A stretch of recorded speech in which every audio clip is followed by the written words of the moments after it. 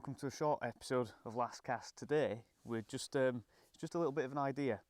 The cameraman Bobble was reminiscing about his childhood many years ago, many being quite an important word to use there, when they used to use matchsticks for floats. Rather than using a standard float because they couldn't afford them, they used to use matchsticks. So on the way through to Sunrise today, we popped into a garage, stopped off and got ourselves a box of matches just to see if we could try and catch a few fish, knock up a rig and see what we could do with it really. So in terms of the rig that I'm using today, as you can see, I've got the matchstick on there. I've just got 013 end gauge. I've got a matchstick on there just locked on with a couple of float rubbers. It's actually quite good casting weight, is that, isn't it? Obviously you'll see how it sits in the water as well shortly. Down from that, I've just used a few loops in the line to make sure that bit of line beneath the matchstick starts to float, so you get a really slow fall of the bait. And then I've just got an 08 hook length to an 18 N957. Usual kind of whip fishing hook length and all that kind of stuff, but the difference being the loops and the float that we're using today. So as I say, all I've got next to me is just about a quarter pint of maggot and a few casters as well. And we're just going to see what we can catch. So hopefully we'll be able to put this into practice and really try and get a few bites.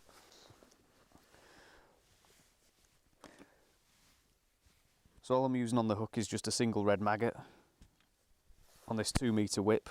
As I say, because of the weight of the float, you won't be able to get it any further out with a 3 metre. And I'm just flicking out in front of me like this. And you can see how the matchstick lies nice and flat and those loops start to just fall really slowly. And there's a bite and a fish straight away. So you might have been able to see that on camera, just how that bite developed. The float move along and then start to sink and disappear. Brilliant little rig to use for fishing. So I've never actually used matchsticks as floats before, but I think it's certainly a rig that I'll probably keep in my box, this one. It's a fantastic way to see the float go under. Obviously you can't really use it if there's any wind at all, but when it's flat calm like this, it's absolutely perfect.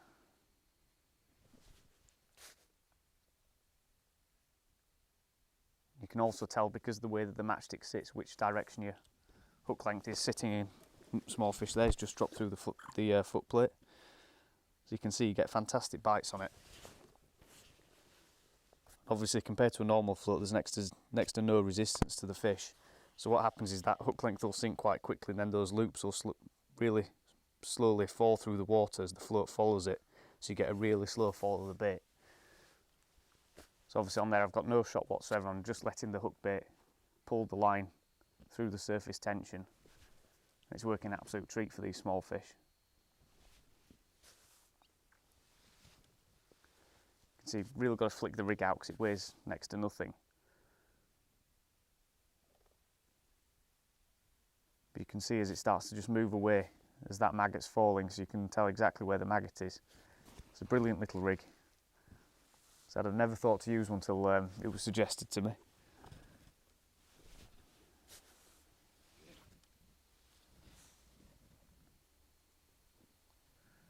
And obviously compared to your standard pole floats, which are £2 a go, get about 50 of these for 20 odd p. It's never short of floats, even if you do lose a few. You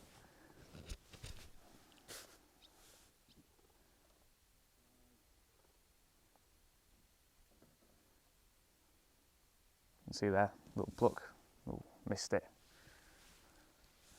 So you can see how sensitive the rig is. Just see the little ripples coming off the matchstick as it starts to move a little bit, like that there. Fantastic for these small roach and things.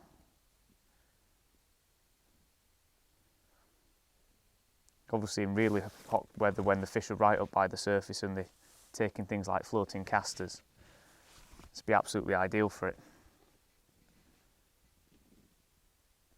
So I think even if you used a dibber float or anything like that, you won't get that same slow fall of the bait.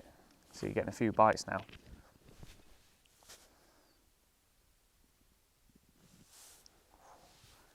Missing a few as well.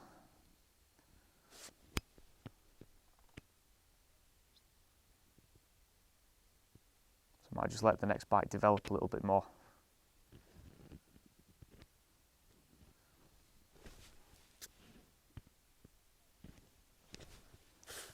It's a fantastic little rig though. Just change that maggot.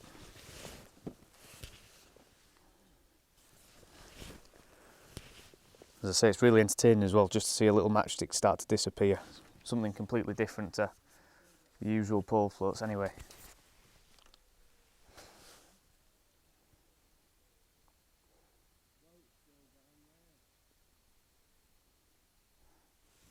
There you go, another fish. Just dropped off.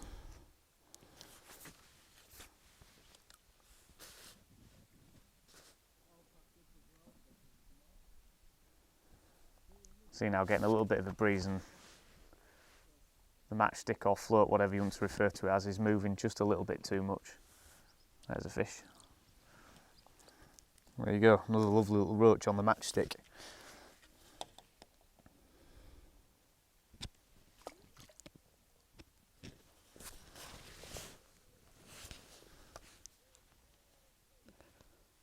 I'd say if the fish were feeding even higher in the water, then I'd probably use a floating caster, but I think today they don't want to be that shallow.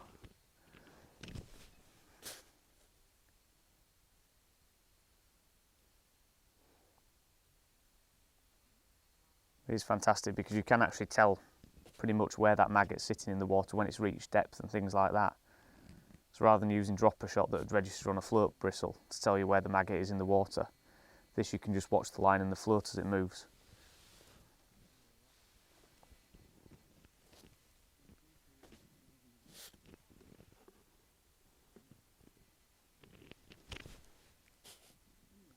So we'll have a little go at it then.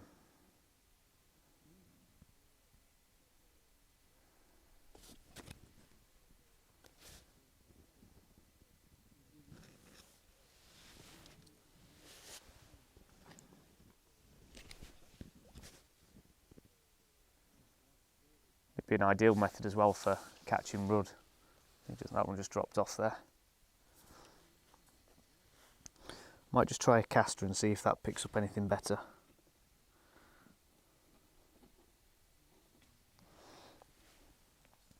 Left a few out next to me, so they've turned quite a lot, so they've gone nice and dark and crisp. Amazing to see how slowly you can get that caster to fall with a rig like this. So hopefully a roach will have it.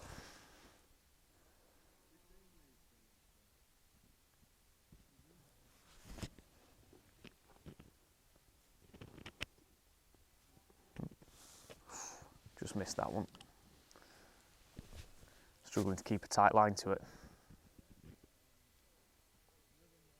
Yeah, see, they're really attacking that caster. That one's got hold of it. There you go. Slightly better roach. Fantastic stuff.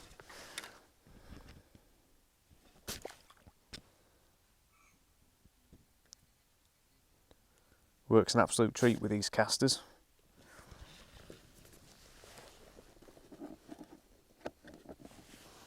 Let's pick another dark one off the side tray. See how many little fish were plucking at the caster as it was falling then. So if you just leave it a little bit, then eventually the matchstick will just sail away and get a slightly better fish like that. That one just disappeared then with it. So they can't resist a caster that's falling that slowly through the water.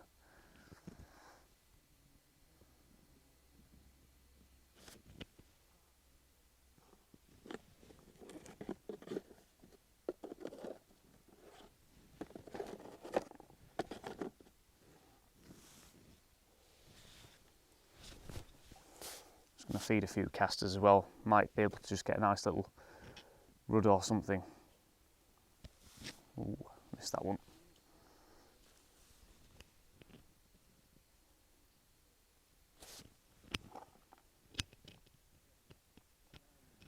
As well as that, the fish will feel absolutely no resistance when they take the bait as well, because that matchstick will just glide through the water so easily.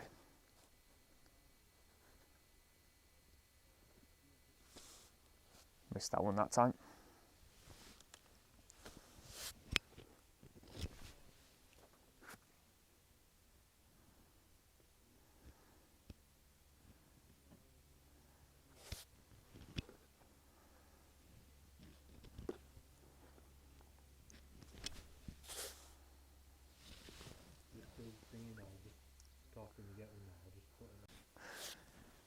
tentative.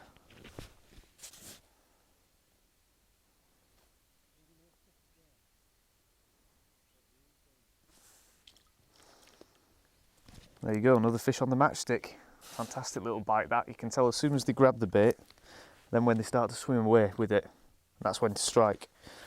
I've noticed that because I've missed a few bites when they've just sort of started to grab the bait before they've actually swum away with it.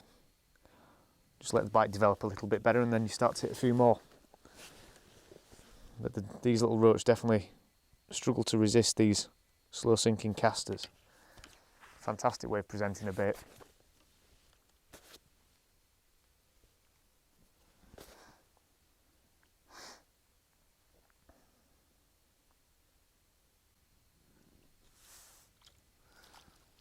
And there's another one. Like peas in a pod, these little roach. Lovely little fish.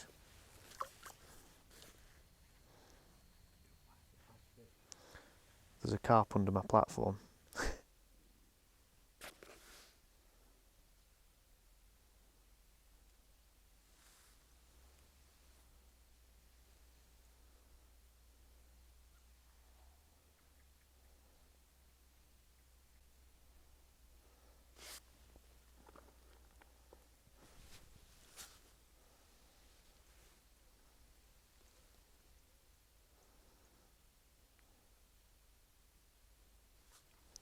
Right, so there's another nice little fish on the matchstick.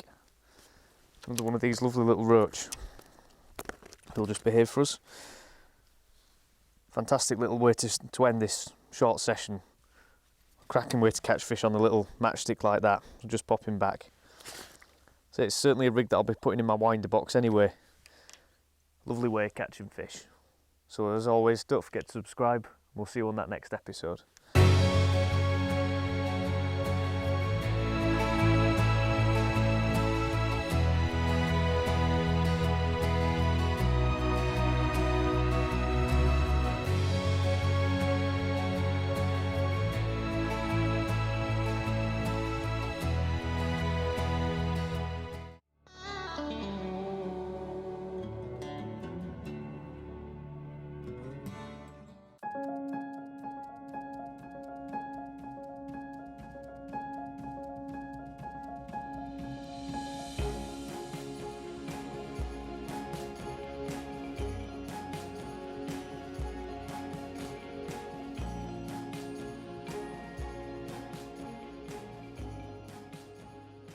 Hey up and welcome back to last cast, and we got old Little Blue, as you'll have seen from our last one. Due to popular demand, we've decided to make a series of little shorts, so each time we're out and about filming we're going to set ourselves a little challenge, or should I say Bob's the cameraman's going to set me a little challenge. And today's challenge is 5 fish in 5 minutes on this Little Blue. As I say, I'll talk you through the gear roughly again, but if you've seen our other film, which was Little Rod Big Fish, you'll know what it's all about, but it's important to talk through it. As we said on the other one, massively important that they match. You know, blue rod, blue reel, and then, as I say, 6 pound line straight through, coming down to a float. But remember last time I told you, it's got to be an orange float. And then straight down from the float, we've got a hook. And on the hook, we've got a maggot. So here we go. We're going to see what we can catch. And fingers crossed. We ready, Blue? First cast. Let's see if we can do it.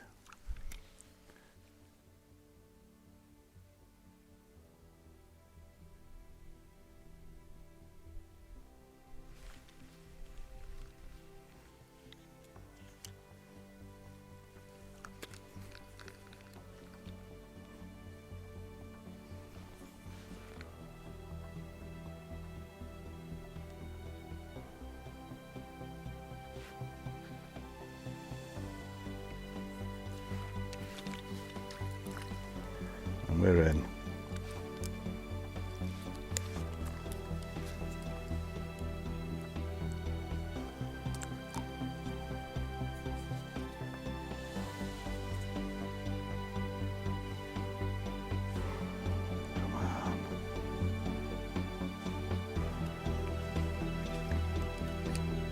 Come go for number 2.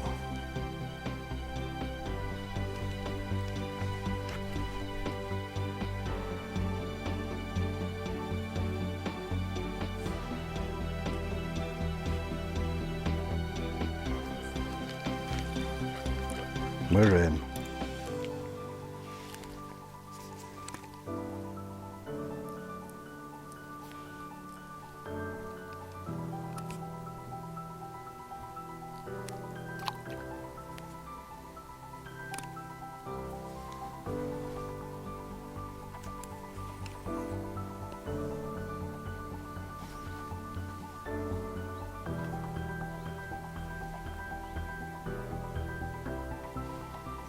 Right, number 3.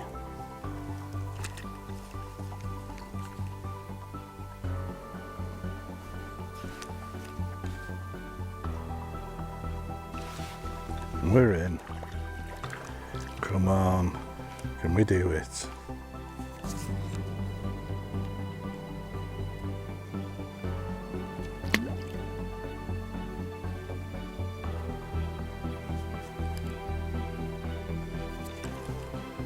What are we doing for time?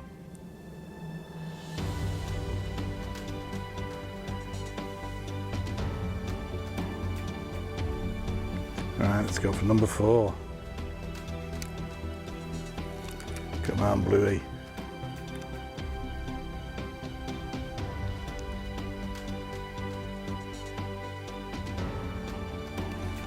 And we're in.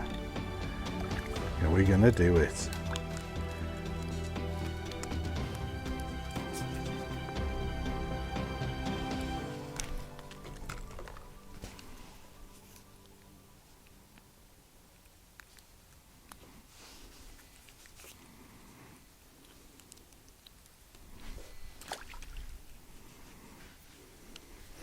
Come on, last one now. We're going for it. Is this gonna be it?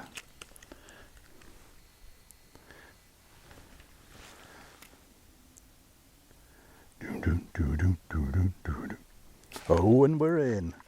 Can he land it before the bell?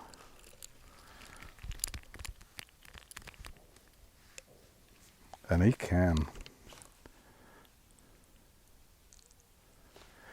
Yay! And it's all about the tackle. Never mind your big rods. Little rod, loads of fish. Catch you next time.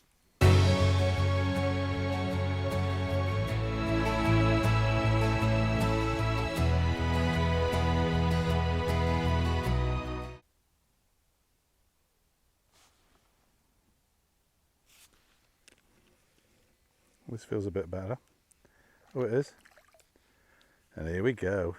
One last cast. We got a little one.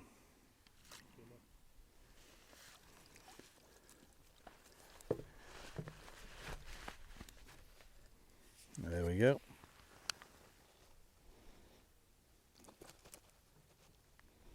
Nice little bream. See you later. Catch you next time on Last Cast. Tune in next time for Blue's adventures and see where we end up next time. And see you later.